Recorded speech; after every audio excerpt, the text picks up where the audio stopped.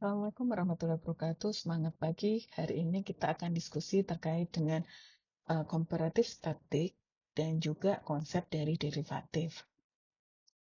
Nah, ini yang akan kita diskusikan. Yang pertama yaitu sifat dari comparative static dan juga tingkat perubahan dan juga derivatif.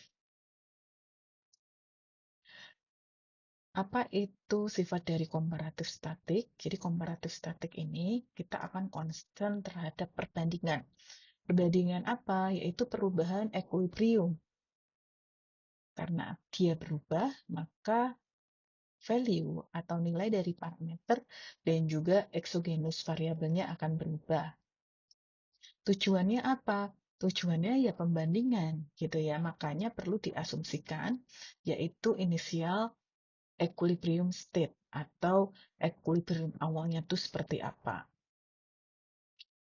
Nah, contohnya, kalau kita berbicara mengenai model pasar gitu ya, maka di awal equilibrium kita biasanya merepresentasikan di mana P bintang itu adalah harga, kemudian Q bintang itu adalah jumlahnya, gitu ya.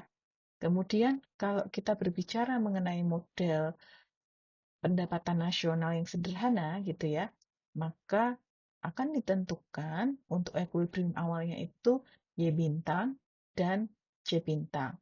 Ini adalah pendapatan nasional, ini adalah konsumsinya. Nah, sekarang kalau terjadi sebuah perubahan pada equilibrium itu gitu ya. Lalu apa yang terjadi pada modelnya? Nah, tentu tadi ya value-nya akan berubah. Contohnya parameternya, kemudian exogenous variabelnya gitu ya. Lalu apa yang terjadi pada equilibriumnya? Perlu kita analisis. Analisisnya apa? Yaitu adalah comparative static analysis gitu ya. Jadi bagaimana equilibrium yang baru kalau kita bandingkan dengan equilibrium yang lama. Nah, ini yang harus menjadi catatan bahwa comparative static gitu ya, itu terkait dengan proses penyesuaian dari variabel yang ada. Jadi tadi ya dibandingkan awal dan juga akhir dari tingkat equilibriumnya gitu ya. Karena apa? Karena instability tadi, ketidakstabilan akan terbentuk yang namanya equilibrium baru.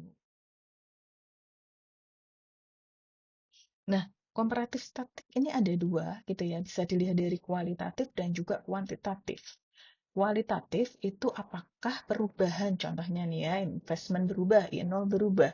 Nanti apakah pendapatan nasional itu, keseimbangannya, itu akan naik atau turun. Nah, direction of change atau perubahan ini gitu ya, ini secara kualitatif. Bisa positif, meningkatkan, bisa negatif, menurunkan. Nah, kalau kita lihat dari sisi kuantitatif gitu ya, kita lihat jumlahnya ini ya, perubahan jumlahnya gitu. Itu kalau dari sisi kuantitatif. Kemudian terkait dengan perubahan dan derivatif. Biasanya kita punya fungsi Y gitu ya, itu Y ini merupakan fungsi dari X dan ini kita sebut sebagai endogenous variable gitu ya, yaitu variabel yang ditentukan di dalam model dan ini parameternya. Kita perlu tahu yang namanya difference question atau diferensiasi. Kenapa ini terjadi? Karena variabel X-nya berubah. Contohnya dari X0 menjadi X1. Jadi ini terjadi perubahan dan bisa kita ukur. Contohnya X1 dikurangi X0 atau simbolnya biasanya delta. Jadi delta X1 dikurangi X0. Jadi fx-nya fungsi ini merupakan various value of x ya. Jadi bisa berapa nilainya? Bisa 5, bisa 4, bisa 3 gitu ya. Macam-macam. Nah, seandainya x0 ini berubah menjadi x0 ditambah delta x, maka tentu fungsinya akan berubah, yaitu dari fx0 menjadi fx0 plus delta x. Nah, ini yang kita sebut sebagai difference equation.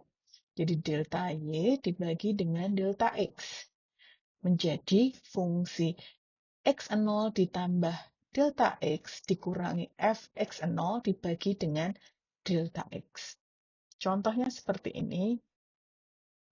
Ketika kita punya model Y merupakan fungsi X gitu ya, dan fungsinya merupakan 3X kuadrat dikurangi 4 gitu ya. Kemudian berubah menjadi S0 ditambah delta X gitu ya. Nah, ini tinggal dimasukkan ke sini dan akan bertransformasi menjadi 3x0 ditambah delta X dikuadratkan dikurangi 4. Lalu bagaimana different question-nya? Maka akan menjadi delta Y dibagi dengan delta X, yaitu 3x0 ditambah delta X dikuadratkan dikurangi 4. Nah, ini ya setelah perubahan dikurangi dengan sebelum perubahan, yaitu yang ini. Dikurangi 3x0 kuadrat dikurangi 4. Maka akan menjadi 6x0 delta X ditambah 3 delta X dikuadratkan per delta X. Atau bisa menjadi 6x0 ditambah 3 delta X. Kalau ternyata x0-nya 3, kemudian delta X-nya 4, ya tinggal dimasukkan saja ya. Ini 3, 6 kali 3 ditambah 3 kali 4. Maka kita akan tahu jumlahnya 30. Artinya apa? Ketika X ini berubah dari 3 menjadi 7, maka terjadi perubahan Y sebanyak 30 unit per unit perubahan X tadi. Lalu derivatif itu seperti apa? Mungkin adik-adik perlu merecall memorinya waktu SMA kemarin ya, yaitu limit delta Y per delta X ketika delta X ini mendekati 0. Kita bisa tuliskan menjadi limit, tadi contohnya 6x0 ditambah 3 dikalikan dengan delta X. Jadi ketika delta X-nya ini mendekati 0, gitu ya, kita bisa tuliskan ini 0. 3 kali 0, 0. Jadi tinggal 6x0. Gitu ya, karena ini ya, dia mendekati 0. Gitu. Jadi limit dari ketika delta X ini mendekati 0. Jadi ketika delta X mendekati 0, maka limit difference question-nya akan menjadi delta Y delta X, dan ini eksis. Nah, ini kita sebut sebagai derivatif dari fungsi Y. Nah, hal-hal lain yang perlu dicatat terkait derivatif ini merupakan sebuah fungsi, kemudian karena derivatif ini merupakan limit dari difference question, gitu ya. Jadi pengukuran tingkat perubahan Y, gitu ya, derivatifnya itu perlu gitu ya, diukur gitu ya, dari perubahan yang ada ini. Walaupun perubahannya itu secara instan. Jadi kita sebut sebagai instantaneous rate of change.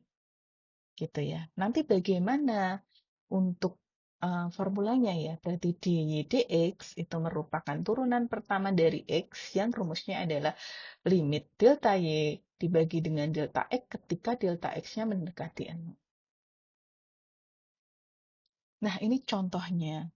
Kalau kita punya fungsi y sama dengan 3x kuadrat dikurangi 4 gitu ya, maka berdasarkan tadi ya model sebelumnya, itu kita tinggal turunkan saja ya, dy dibagi dx, begitu ya.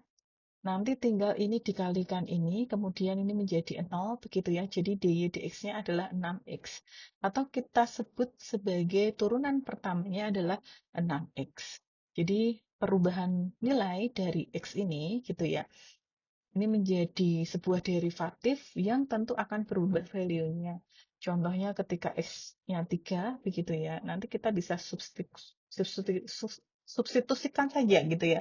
Menjadi X sama dengan 3, begitu. Kita masukkan ini 3, maka fungsinya ketika fungsinya itu di mana X sama dengan 3, ya 6 kali 3 sama dengan 18. Begitu pula ketika nilai X-nya 4, ya tinggal dimasukkan saja. 6 kali 3 sama dengan 4. Seperti itu. Nah, jadi ini kita sebut sebagai turunan pertama ya dari fungsi X ini ya, atau kita sebut sebagai derivative function. Kalau menuliskannya seperti ini ya. Ini kalau ketika dia memang nilainya itu spesifik atau kita sebut sebagai specific derivative value. Jadi turunan pertama X di mana X-nya sama dengan 3, yang ini. Nah, ini adalah turunan pertama dari X ketika nilai X-nya sama dengan. Seperti itu diskusi kita hari ini. Terima kasih banyak adik-adik. Wassalamualaikum warahmatullahi wabarakatuh. Semangat pagi.